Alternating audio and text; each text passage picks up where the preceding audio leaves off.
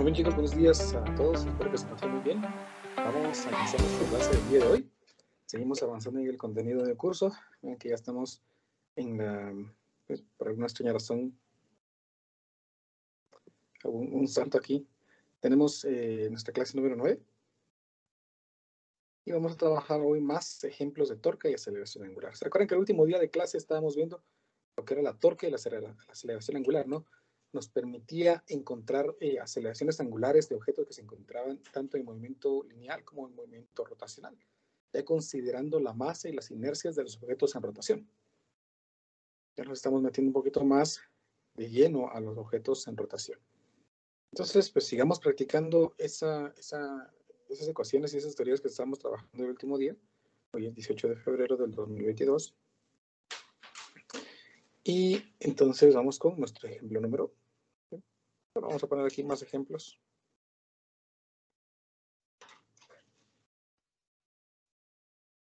De torque y aceleración angular.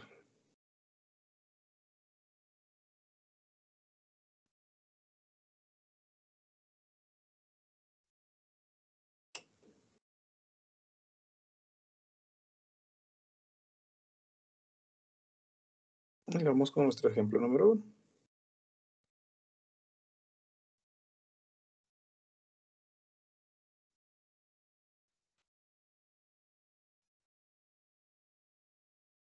A ver, pues, dice nuestro problema así.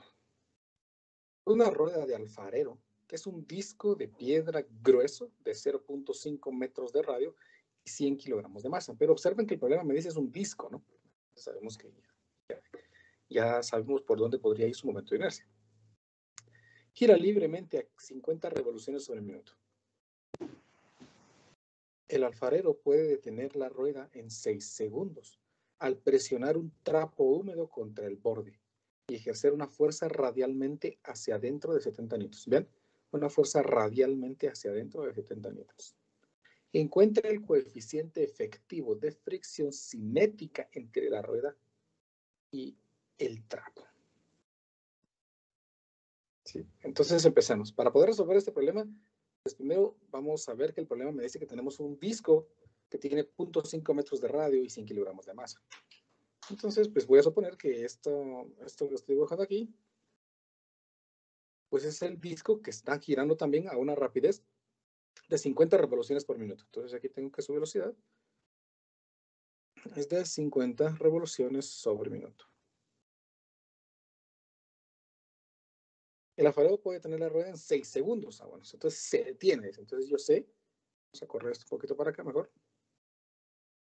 Yo sé que la rueda se va a detener, por lo tanto su velocidad final, entonces esa sería su inicial, va a ser de 0 revoluciones sobre minuto. Y el alfarero puede tener la rueda en un tiempo de 6 segundos. 6 segundos. Al presionar un trapo húmedo contra el borde y ejercer una fuerza radialmente hacia adentro de 70 newtons. Eso significa que como esta rueda está girando, entonces dice que el alfarero va a poder frenar este disco si le presiona una fuerza radialmente hacia el centro. Vamos a dibujarlo aquí. ¿Sí? Presiona un trapo húmedo contra la rueda, haciendo una fuerza de 70 newtons y así entonces lo va a lograr detener. El problema quiere que determine el coeficiente efectivo de fricción cinética entre la rueda y el trapo. Eso significa que aquí hay una fricción, ¿no? Hay una fuerza de fricción.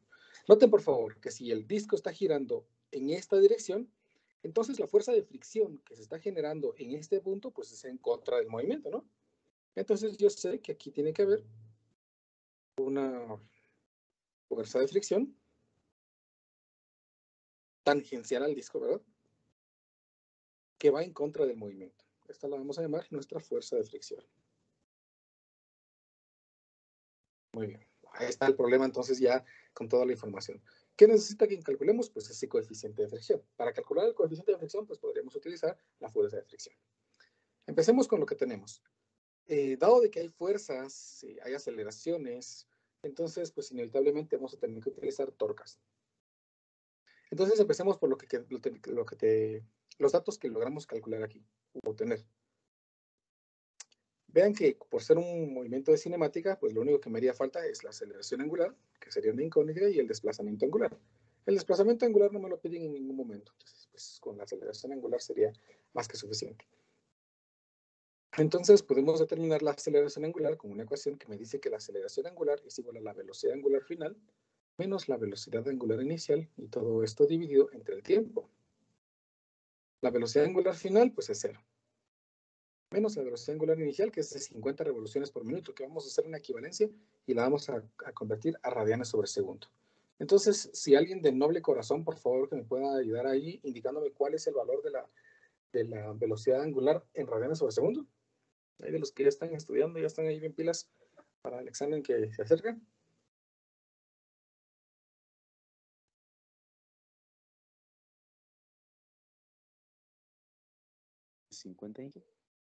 ¿Cuánto?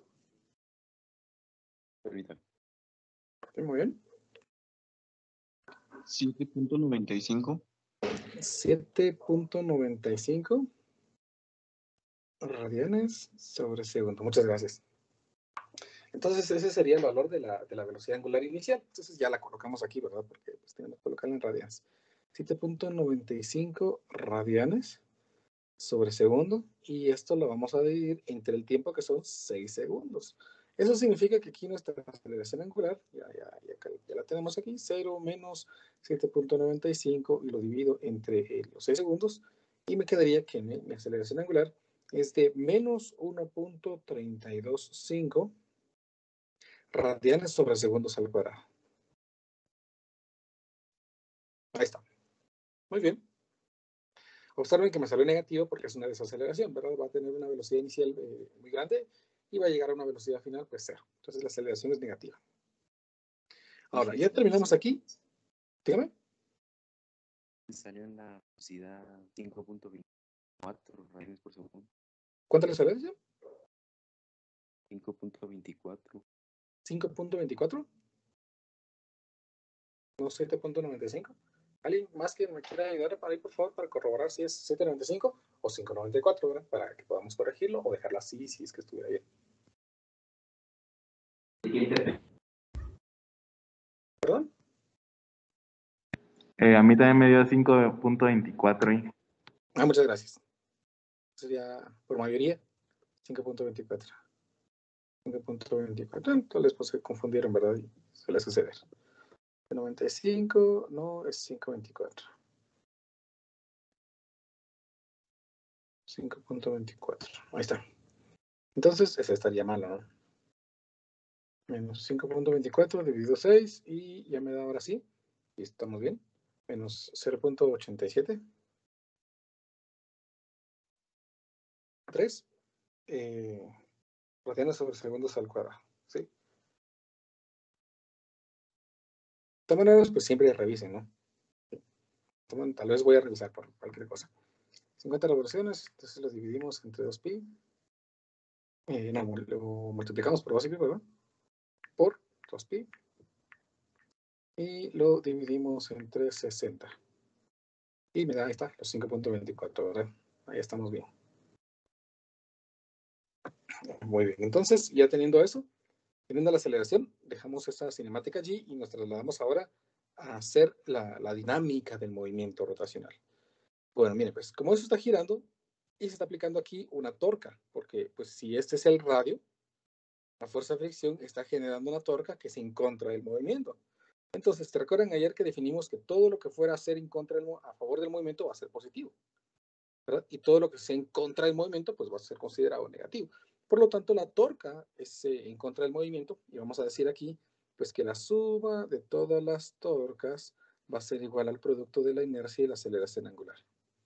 ¿Qué torcas hay? Pues únicamente la fuerza de fricción. Entonces aquí me quedaría que la fuerza de fricción, que es negativa porque es en contra del movimiento, es igual al producto de la inercia por la aceleración angular. ¿Verdad? Ahora, la fuerza de fricción, ustedes recordarán que se calcula como el producto de la normal y un coeficiente de fricción cinético. Y eso es igual a la inercia, que se calcula como 1/2 de la masa por el radio al cuadrado. ¿Por qué? Pues es un disco, multiplicado por la aceleración angular. El problema necesita que nosotros determinemos este valor, este coeficiente cinético. Entonces ya apareció en la ecuación, Entonces el coeficiente cinético estaría dado por la masa del disco, el radio al cuadrado del disco, la aceleración angular, y todo esto dividido entre el negativo de la normal. Sin embargo, pues normal. ¿Dónde habrá una normal? La normal es la reacción del suelo, por así decirlo, a una fuerza que se le aplica. Entonces observemos que la única fuerza que se está aplicando es de 70 newtons. Entonces el disco reacciona con la misma fuerza, pero en dirección contraria, en la otra dirección, ¿verdad? Esta es la fuerza normal, que pues por simple inspección pues nos podemos dar cuenta de que tiene que ser de 70 newtons. Eso implica que aquí ya tenemos también la normal y es de 70 newtons. Reemplacemos datos, la masa del disco, que era ¿de acuerdo? 100 kilogramos. 100 kilogramos por el radio al cuadrado. El radio era de 0.5, si no estoy mal. 0.5, sí. 0.5 metros al cuadrado por la aceleración angular, que es lo que acabamos de calcular, que era de menos 0.873 radianes sobre segundos al cuadrado. Y todo esto dividido entre la normal, que es de 70 newtons. Y entonces, pues con eso calculo el coeficiente cinético. Ingresemos datos a nuestra calculadora. Sí, perdón. Dígame. La normal no tendría que ser por 2, ya que es un medio. La normal... Ah, no, sí, pues sí, tiene razón, dejé perdido este 2, ¿verdad? Muchas gracias. Muy amable. Dejé perdido este 2. Ahí está, muy amable. Gracias por avisarme. Entonces aquí quedaría. Vamos a ver, 100 por 0.5 al cuadrado por 0.873 y esto dividido entre 2 por 70. Y me da pues 0.15. 0.156. El coeficiente de fricción cinética y con eso pues ya tenemos resuelto nuestro problema.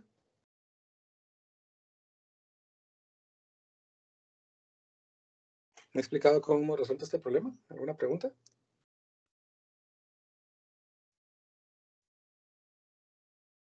Dije una observación.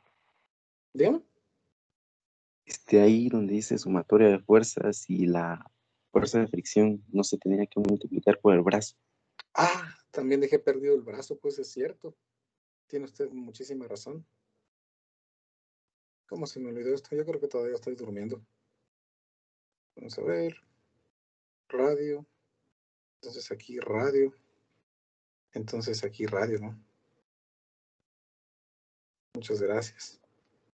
Entonces, esto está malo. Todavía hay que dividirlo entre 0.5. Y así ya da. Muchas gracias.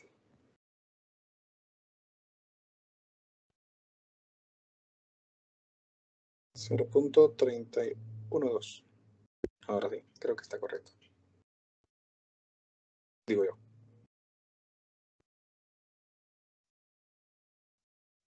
Si no me comí otra cosa, no. Se me olvidó colocar otro dato. Creía yo que ahí sí ya estaría bien.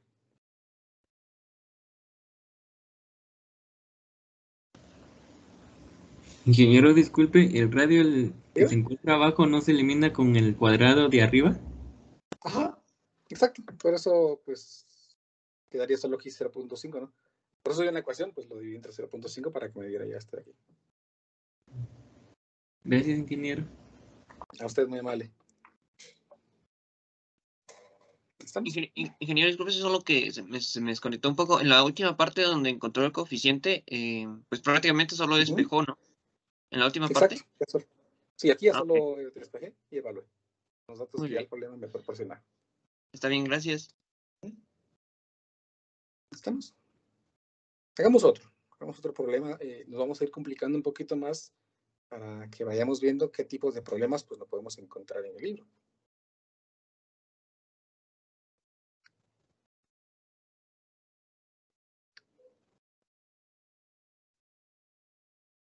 Estos tres últimos ya están en el libro de Resnick. Por cierto, creo que nunca les subí. Dice el problema así. Un cascarón esférico cascarón esférico. Vean, ya no estamos hablando de un disco, o sea, ahora es un cascarón esférico. Tiene un radio de 1.88 metros. La aplicación de una torca de 960 newtons metro le imparte una aceleración angular igual a 6.23 radianes sobre segundos al cuadrado, en torno a un eje que pasa por el centro del cascarón. Calcule, inciso A, la inercia de rotación del cascarón en torno al eje de rotación y la masa del cascarón. Muy bien. Dibujemos entonces aquí algo que finja ser un cascarón esférico.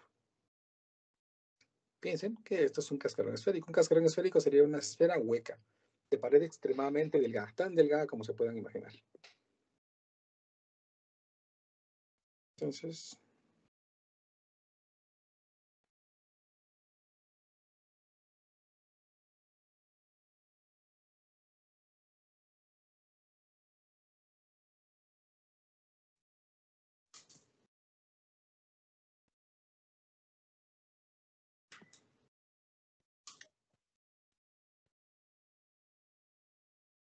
está. Supónganse entonces que esto es un cascarón esférico. Según lo que el problema indica, este cascarón esférico tiene un radio de 1.88 metros. Entonces, pues ya puedo colocar aquí que el radio es de 1.88 metros. La aplicación de una torca de 960 newtons metro, la torca es de 960 newtons metro, le imparte una aceleración angular de 6.23 radianes sobre segundos al cuadrado. La aceleración angular es de 6.23 radianes sobre segundos al cuadrado, en torno a un eje que pasa por el centro del cascarón. Ya dibujé aquí el eje y aquí está rotando este cascarón. Calcule la inercia de rotación del cascarón en torno al eje de rotación. Y luego me piden la masa del cascarón. Bueno. Observen de que estos datos pues, son bien útiles, porque la segunda ley de Newton en el movimiento rotacional me dice que la torca es igual al producto de la inercia por la aceleración angular. En consecuencia, el momento de inercia estaría dado por la razón entre la torca y la aceleración angular. O sea que si yo divido aquí 960 newtons metro entre el valor de la aceleración, que son de 6.23 radianes sobre segundos al cuadrado, me daría ya el valor del momento de inercia. Y así, bien fácil, estoy calculando el momento de inercia. Entonces, 960 dividido 6.23. Y esto sería entonces de 154.1 kilogramos metro cuadrado. Ahí tendríamos entonces el valor del momento de inercia. Sí, bien fácil. Luego, el problema me dice, pues calcule la masa del cascarón. ¿Y cómo voy a calcular la masa del cascarón? Pues si ustedes son ya así bien disciplinados, como les dije el otro día, pues ya deben de tener pegado en su cuaderno una tablita en la que tenemos nosotros las fórmulas para los momentos de inercia de los objetos más comunes. En este caso, pues el cascarón esférico se calcula como 2/3 de la masa por el radio al cuadrado. Entonces, pues si yo aplico esa teoría aquí, yo sé que el momento de inercia es igual a 2/3 de la masa por el radio al cuadrado. De esto, entonces, la masa estaría dado por 3 veces el momento de inercia dividido 2 veces el radio al cuadrado. Y como el momento de inercia ya lo he calculado y el radio, el problema me lo proporciona, entonces puedo al final calcular el valor de la masa. Aquí me quedaría 3 veces el momento de inercia, que es lo que calculamos acá arriba, 154.1 kilogramos metro cuadrado, dividido entre 2 veces el radio, que vimos por acá arriba, que es de 1.88 metros al cuadrado. Y así, entonces podríamos determinar el valor de la masa. Pues yo espero aquí no haberme confundido con nada también, no haberme comido algún dato. Entonces aquí me quedaría 3 por 154.1 dividido 2 por 1.88 al cuadrado. Y obtengo que la masa es de 65.4 kilogramos. Y así, pues resolvimos nuestro problema. ¿Se comprende? ¿Alguna pregunta?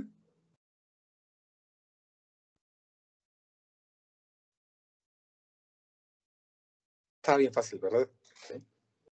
El problema número 20 del libro de dinámica rotacional. Disculpe, ingeniero, solo si puede proyectar dónde están las fórmulas. Yo no le he tomado captura todavía. ¿Cuáles fórmulas?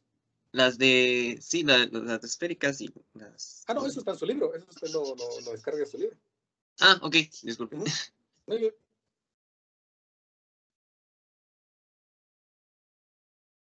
Muy bien, hagamos otro ejemplo.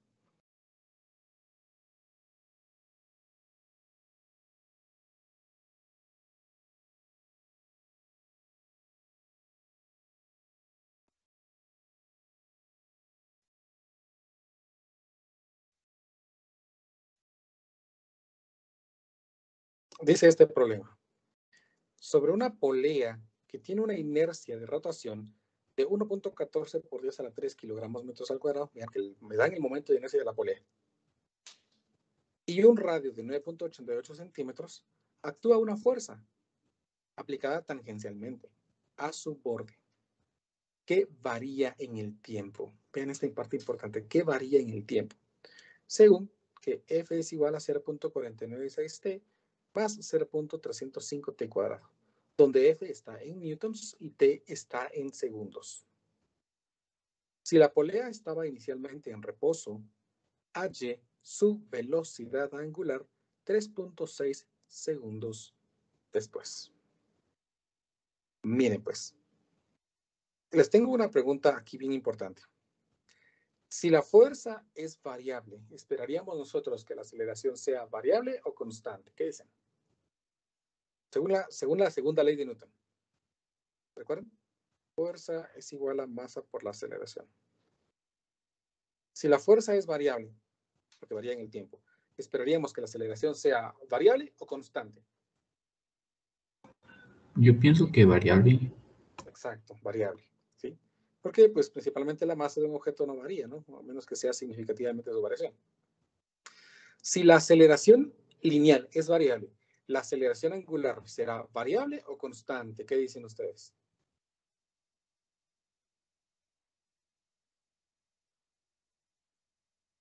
Si la aceleración lineal es variable, ¿qué pasará con la aceleración angular? ¿Variable o constante? ¿También es variable? Excelente, es variable, ¿verdad? Porque recuerdan que la aceleración angular es igual a la aceleración dividido el radio. Entonces, si el radio es constante, pues esperaríamos también que la aceleración angular sea variable. Si la aceleración angular es variable, pues aquí un momento.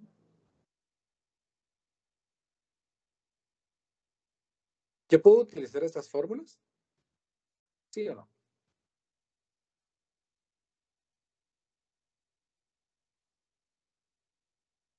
No, ingeniero. No, porque es constante. Exacto. Recuérdense muy bien que estas fórmulas las desarrollamos para cuando la aceleración angular es constante. Eso significa que no podemos utilizar ninguna de estas 4 fórmulas en esto. ¿Y qué dijimos que teníamos que utilizar cuando teníamos aceleraciones angulares variables? Pues hay que usar cálculo. Derivadas e integrales, inevitablemente. Pero pues ya ganaron Mate 2, ¿no? Entonces pues ya saben derivar, integrar y todo eso.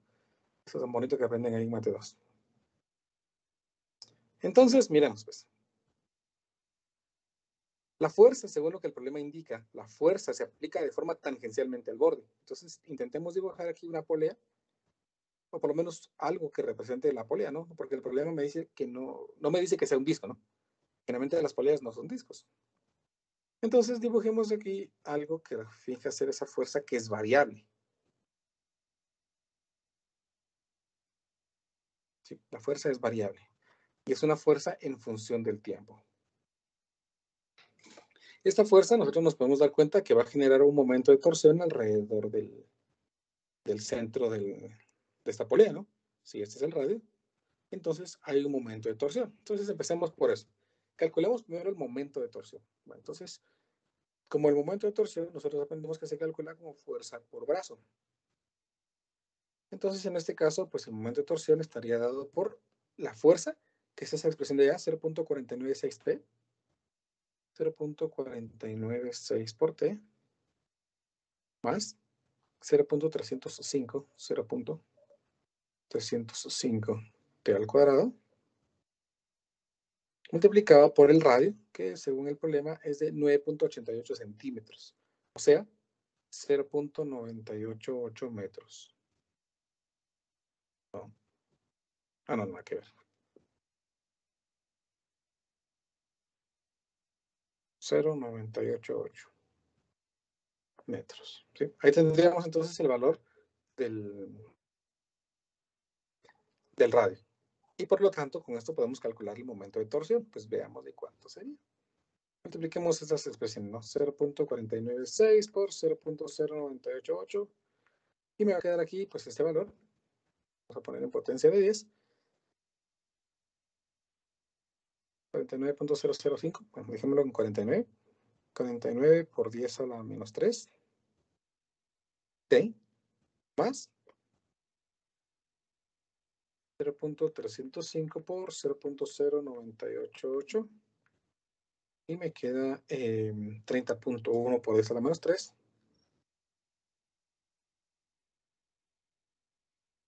T cuadrado. Vale. Ahí tenemos entonces ya la torca en función del tiempo. Pero el problema no quiere la torca. El problema quiere que nosotros determinemos cuál es la velocidad angular a los 3.6 segundos después de que inició, si estaba principalmente en reposo. Tengo la torca, ¿no? Pero pues recordémonos que la torca se relaciona con la aceleración angular del siguiente modo. Torca es igual a inercia por aceleración angular. De esto entonces la aceleración angular sería el momento de torsión dividido el momento de inercia. Y como el momento de torsión ya lo tengo, y el momento de inercia el problema me lo proporciona. Entonces, pues puedo encontrar el valor de la torca, el valor de la aceleración angular. 49 por 10 a la menos 3 T más 30.1 por 10 a la menos 3 T cuadrado, dividido el momento de inercia, que es de 1.14 por 10 a la menos 3 kilogramos. Ahí tengo entonces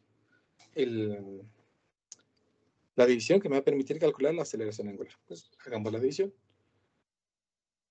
49 dividido 1.14. Me queda entonces aquí 42.98 T más 30.1 dividido 1.14. Me queda 26.4 T cuadrado. Vean de que ya no dividí el por 10 a la menos 3 porque se anularían en cada fracción, ¿no? Entonces, pues ahí me quedó ya el valor de la aceleración en función del tiempo. La aceleración en función del tiempo está dada por 42.98 T más 26.4 T cuadrado. Ahí está. Ya pues voy avanzando un poquito, porque ya tengo aceleración, pero el problema quiere que calcule la velocidad angular después de 3.6 segundos. Entonces aquí nos metemos a utilizar integrales y derivadas, porque tenemos aceleración angular. Entonces miremos, recordemos que la aceleración angular es la derivada de la velocidad. Y en este caso, pues esto sería 42.98 T más 26.4 T cuadrado. Si nosotros despejamos, aquí me quedaría que el diferencial de velocidad angular estaría dado por 42.98 por T más 26.4 por T al cuadrado por el diferencial de tiempo. Ahora, pues ya aplicamos nuestras integrales. Aplico una integral aquí y aplico una integral. ¿De dónde a dónde voy a integrar para la integral de la derecha? Pues voy a integrar desde el tiempo 0 hasta un tiempo de 3.6 segundos. Porque el problema quiere que calcule la velocidad a los 3.6 segundos. Si estaba inicialmente en reposo, entonces yo voy a integrar aquí desde que una velocidad inicial 0 hasta una velocidad que es la velocidad angular final. Y aquí 0, no le pongo aquí abajo velocidad angular inicial porque el problema me dice que la velocidad angular inicial era 0. Entonces, en este caso, la integral del diferencial de velocidad pues es velocidad. Evalúo en velocidad final 0 y evalúo en 0. Evalúo en velocidad final y evalúo en 0. Y ya me da que la velocidad final sería igual a la integral que tenemos aquí. Pues integremos, ¿no? Y podemos integrar en nuestra calculadora. Aquí hago la integral de 42.98x le voy a poner, más 26.4 x al cuadrado, y voy a integrar esto desde 0 hasta 3.6. Y ahí tengo entonces el valor de mi velocidad angular final. 689 .08 radianes sobre segundo. Y así hemos resuelto nuestro problema.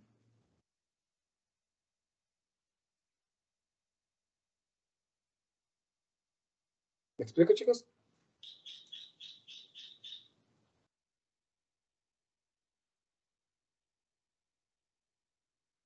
¿Se comprende? Claro como el agua, claro como la leche, claro como el chocolate.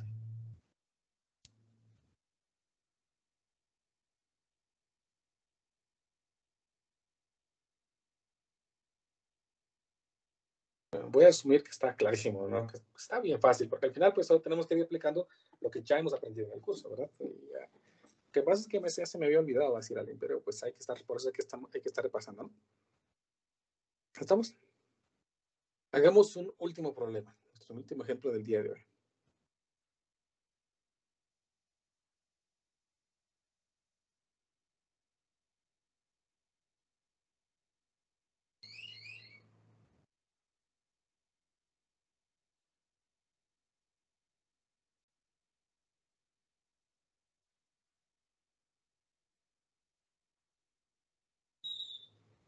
Ahí estamos. Dice el problema así. Un disco uniforme de radio R y masa M gira a una velocidad angular W sub 0. Está girando a una velocidad angular de cualquier valor. Está colocado sobre una superficie horizontal plana. El coeficiente de fricción cinética entre el disco y la superficie es μk. Inciso A. Halle la torca por fricción sobre el disco. Algo muy parecido al primer problema, ¿no? Inciso B. ¿Cuánto tiempo le tomará al disco llegar al reposo? A ver, pues, vamos a intentar comprender bien el problema para que no se me hagan bolas. Supónganse que nosotros tenemos sobre una mesa plana, sobre una mesa.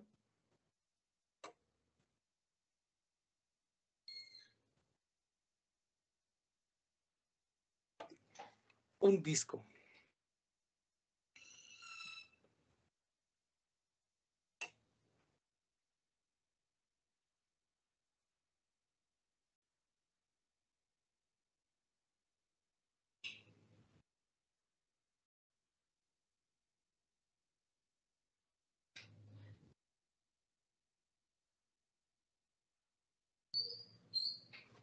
Que este sea el disco que el problema me habla. Este disco tiene un radio R y una masa M. Entonces le voy a agregar aquí masa M, radio R. Gira a una velocidad angular W sub 0. Entonces me dicen que este disco está girando. W sub 0.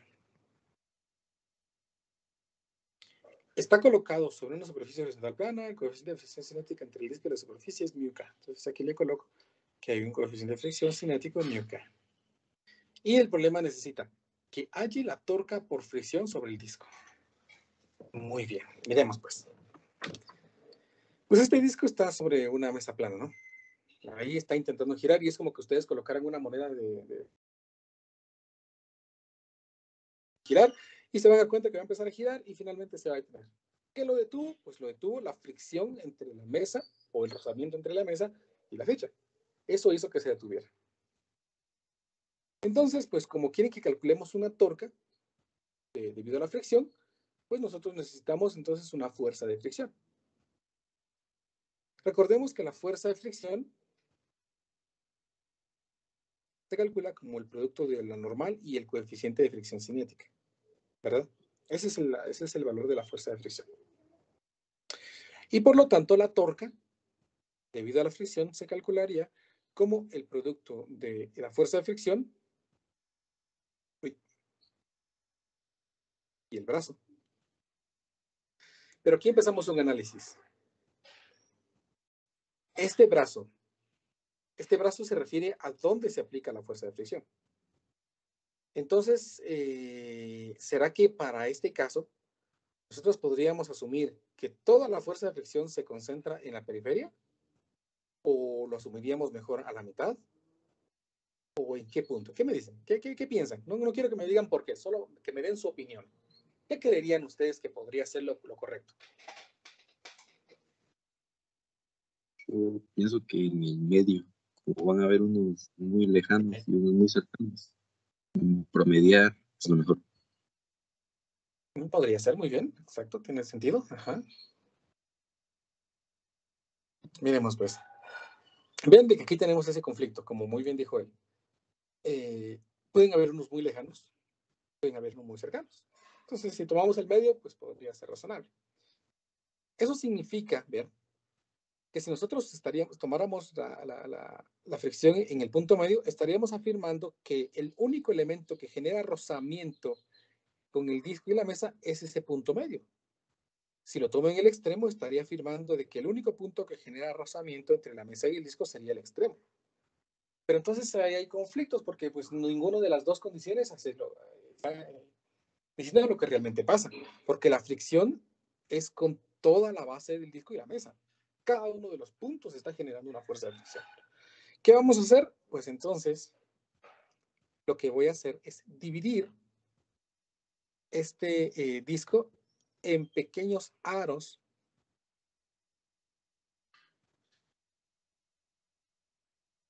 de grosor muy pequeño.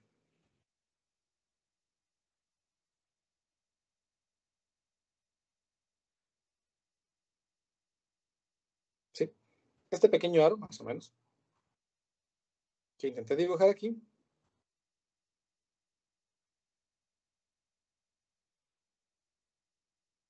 este pequeño aro que intenté dibujar aquí, lo vamos a ubicar a un radio R. Y así entonces, pues el elemento que está generando fricción es únicamente este aro. Y si yo sumo todos esos pequeños aros que están conformando el disco, pues así voy a poder calcular toda la fuerza de fricción. Entonces, como ya no voy a calcular toda la fuerza de fricción, sino voy a calcular únicamente la fuerza de fricción debido a este aro, entonces lo que yo estaría calculando aquí es un diferencial de fuerza de fricción, que estaría dado por el coeficiente de fricción cinético multiplicado por el diferencial de fuerza normal. Como la mesa es plana, entonces la fuerza normal sería la reacción del suelo o de la superficie al peso de este diferencial. Por lo tanto, yo podría escribir aquí que el diferencial de fuerza de fricción estaría dado por el coeficiente de fricción cinético por el diferencial del peso, ¿verdad? Pero recordemos que el peso se calcula como masa por gravedad. Entonces aquí estaría yo diciendo que es gravedad por el diferencial de masa. Este diferencial de masa se refiere a la porción de masa de este pequeño aro. Entonces, pues podría yo afirmar aquí que el diferencial de fuerza es igual al coeficiente de fricción cinético por la gravedad por algo más.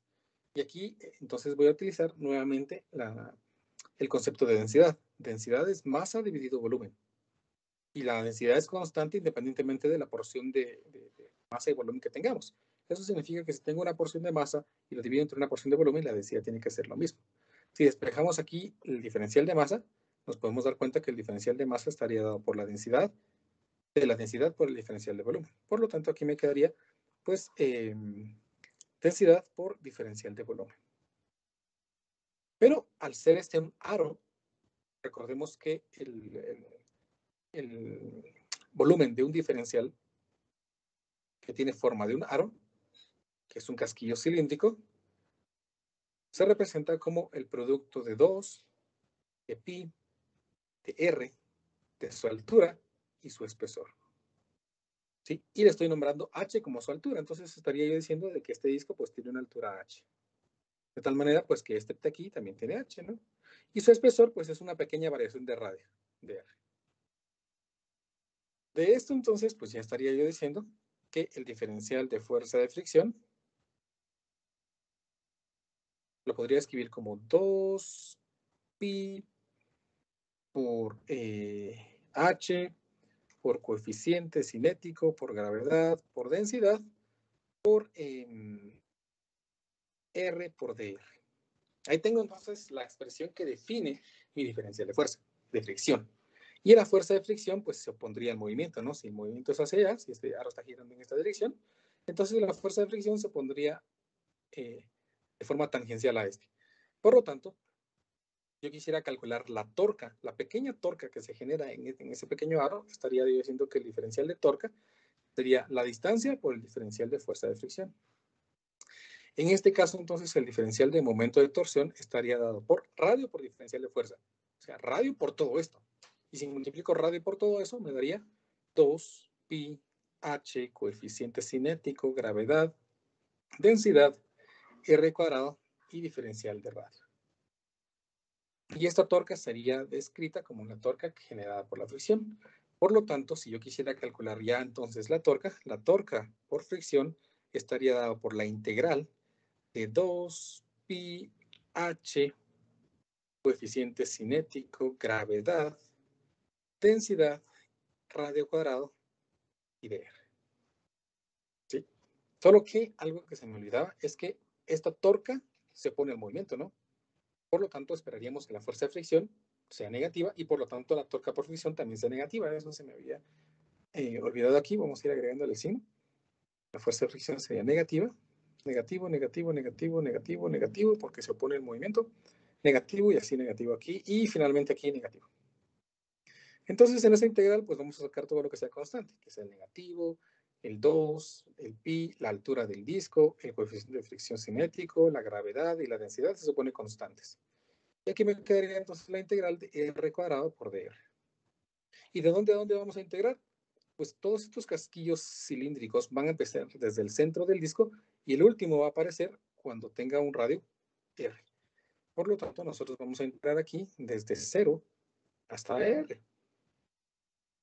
Entonces, si integramos aquí me quedaría menos 2pi h, coeficiente cinético, gravedad, densidad, por la integral de r cuadrado respecto a r evaluado de 0 a r, que si no estoy mal, pues me quedaría r al cubo dividido 3. Simplifico. ¿Y cómo voy a simplificar? Pues usando la densidad. Porque la densidad, se recuerdan que es masa dividido volumen, ¿no? Entonces aquí me quedaría menos 2pi por h por coeficiente cinético por gravedad por densidad. Y la densidad sería la masa dividido el volumen. ¿El volumen de qué? El volumen del disco, que se calcularía como pi por radio al cuadrado por altura. Por radio cubo dividido 3. Y aquí podemos cancelar algunos elementos. Puedo cancelar pi con pi. Puedo cancelar radio cuadrado con este cubo. Y puedo cancelar esta h con esta h de aquí.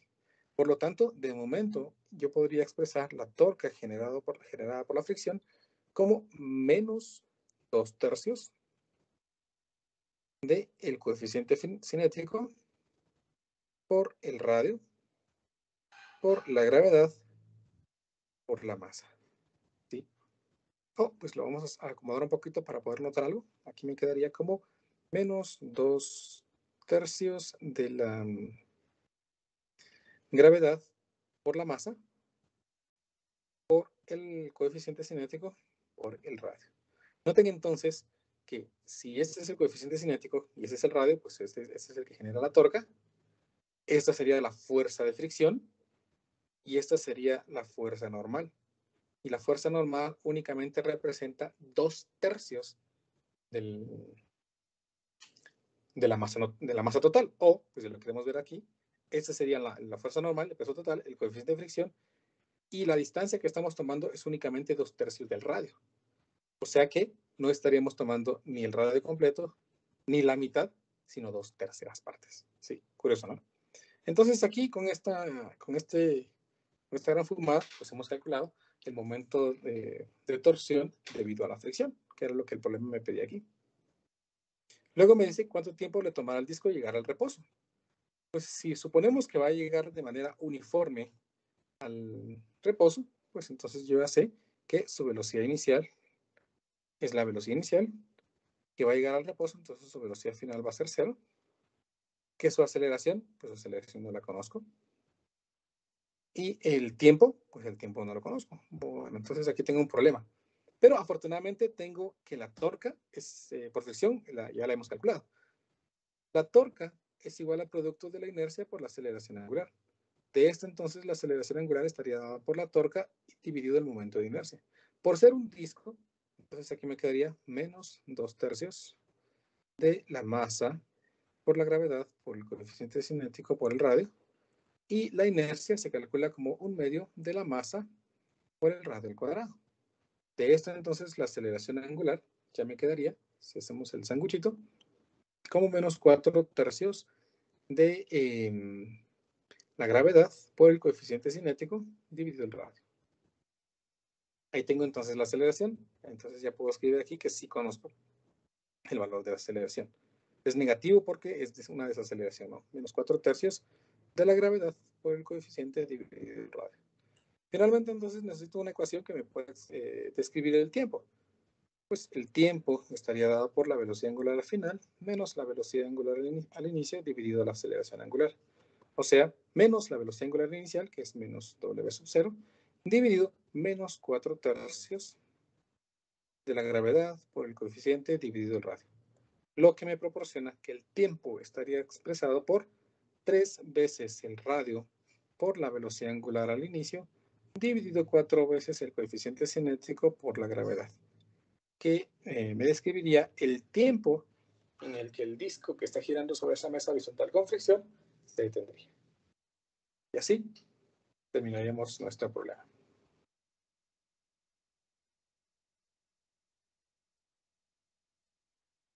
¿Me explico? ¿Complicado?